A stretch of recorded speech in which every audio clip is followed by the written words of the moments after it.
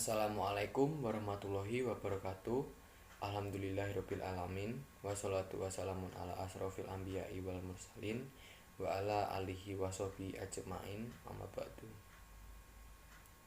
Puji dan syukur mari kita panjatkan kepada Allah Subhanahu wa taala atas karunia-Nya kita dapat berkumpul di tempat ini dalam keadaan sehat walafiat.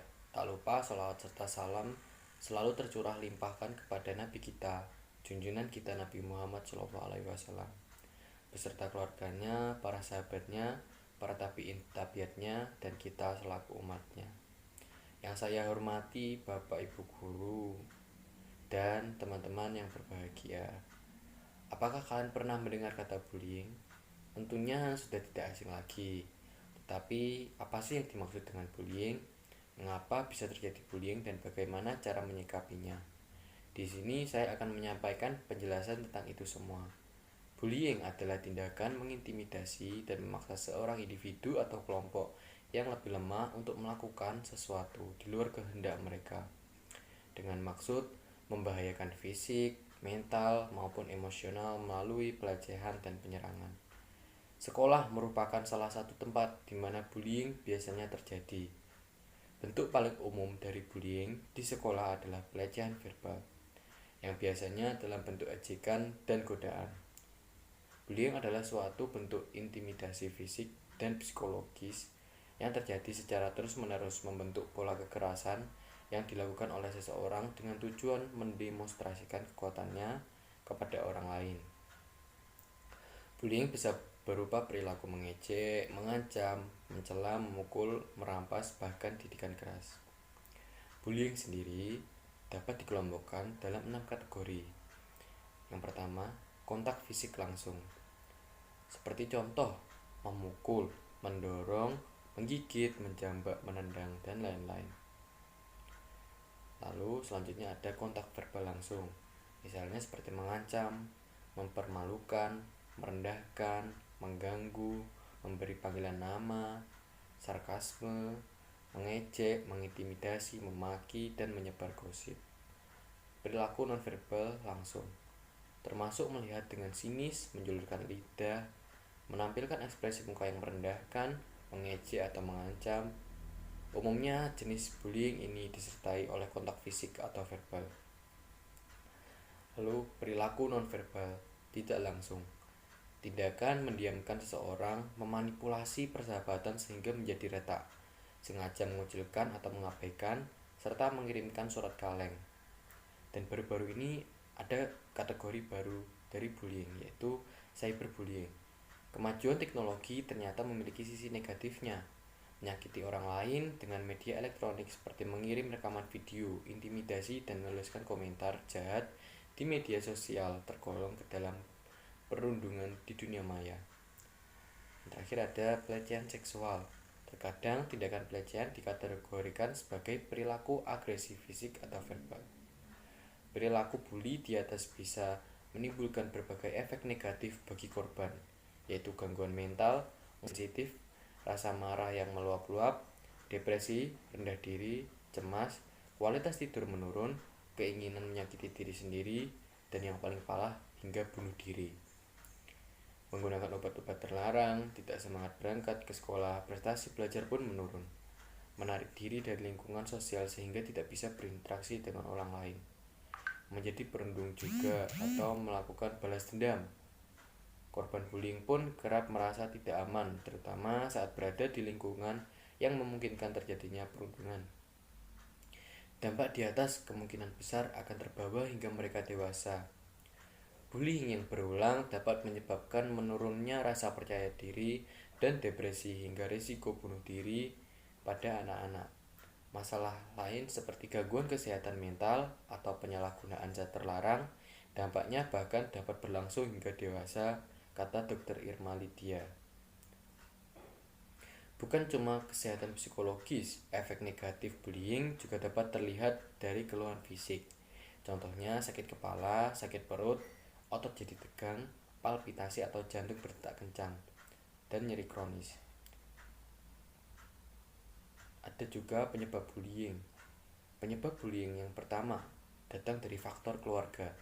Anak yang tumbuh dan berkembang di dalam keluarga yang kurang harmonis, orang tua yang selalu emosional, dan kurangnya perhatian orang tua terhadap anaknya dapat menyebabkan timbulnya perilaku menyimpang, salah satunya perilaku bullying. Orang tua terlalu sibuk dan kurang mencurahkan perhatian anak dapat menyebabkan sosialisasi anak tidak sempurna. Anak yang mengalami sosialisasi tidak sempurna ini berkemungkinan memiliki perilaku menyimpang. Anak bisa menjadi pelaku bullying diantaranya karena kemampuan adaptasi yang buruk, pemenuhan eksistensi diri yang kurang, harga diri yang rendah, adanya pemenuhan kebutuhan yang tidak terpuaskan di aspek lain dalam kehidupannya. Bahkan bisa jadi pelaku ini juga merupakan korban bullying sebelumnya. Selanjutnya ada faktor teman sebaya. Salah satu faktor yang sangat besar dan berpengaruh dari perilaku bullying pada remaja disebabkan oleh teman sebaya yang memberikan pengaruh negatif dengan cara memberikan ide baik secara aktif maupun pasif bahwa bullying tidak akan berdampak apa-apa dan merupakan suatu hal yang wajar dilakukan. Bahkan ada beberapa yang menganggap bullying itu menyenangkan. Padahal hal tersebut jelas-jelas salah dan merugikan orang lain. Lalu yang ketiga, faktor media massa. Anak-anak maupun remaja merupakan kelompok yang paling mudah untuk dipengaruhi. Sebab mereka sedang mencari jati diri sehingga mereka sangat mudah meniru atau mencontoh yang dilihat. Seperti pada film atau sinetron yang berisi adegan kekerasan dan sebagainya. Media massa lain yang sedang banyak digandrungi anak-anak hingga remaja adalah internet dan media sosial. Tidak dapat dipungkiri bahwa media sosial memiliki peran yang besar dalam kehidupan seseorang. Faktanya, banyak dari para pelaku bullying yang senang bermain media sosial, seperti Facebook, Instagram, TikTok maupun YouTube. Maka dari itu, penting untuk mendampingi dan memberikan pengertian pada anak-anak mengenai pentingnya menyaring informasi yang beredar di jagat maya agar tidak mudah termakan hoax, apalagi dengan mudah menerimanya mentah-mentah. Lantas, bagaimana cara kita untuk menanggulanginya? Haruskah kita tetap membudidayakan bullying itu? Tentu saja kita sebagai generasi penerus bangsa dengan lantang berkata tidak. Namun, apabila kita hanya berkata manis di mulut saja tetapi tidak melaksanakannya dengan penuh keseriusan, apakah bullying bisa dihapuskan? Tentu saja tidak. Oleh karena itu, marilah mulai sejak dini tanamkan jiwa kita untuk berhenti bullying antar sesama. Berhentilah untuk mencari kesalahan orang lain. Jika kalian ingin dihargai, belajarlah menghargai orang lain. Jika kalian ingin dihormati, belajarlah menghormati orang lain. Percayalah, kita bisa menghapuskan bullying itu. Kita coba secara perlahan, mulai terapkan di lingkungan kecil, lalu kita akan terbiasa. Dan Indonesia bisa menjadi negara tanpa adanya bullying. Jika bukan kita, siapa lagi? Tidak ada yang tidak mungkin di dunia ini. Jika yang barusan adalah cara untuk menanggulangi bullying, lantas bagaimana hal yang kita lakukan untuk mengatasi tindak bullying? Yang pertama, tetap tenang dan abaikan saja. Bernapas yang dalam, jernihkan pikiran, sehingga Anda dapat membuat keputusan terbaik tentang siapa yang harus dihubungi dan apa yang ingin Anda katakan kepada mereka. Jangan mendekati orang yang menindas Anda saat Anda sedang merasa kesal. Ceritakan kepada seseorang yang dapat Anda percayai. Jika Anda merasa diancam atau khawatir tentang keselamatan Anda, segera ceritakan kepada seseorang yang Anda percayai. Hubungi teman dekat, anggota keluarga, guru, atau bahkan otoritas yang berwenang. Jaga keselamatan Anda. Jangan bertemu seorang diri dengan orang yang membuat Anda merasa tidak aman dan nyaman, karena ini suatu resiko yang besar. Jika Anda berbicara dengan orang itu, gunakan bahasa yang sederhana dan langsung. Tetaplah tenang, ini adalah salah satu cara menghentikan penindasan bullying yang baik.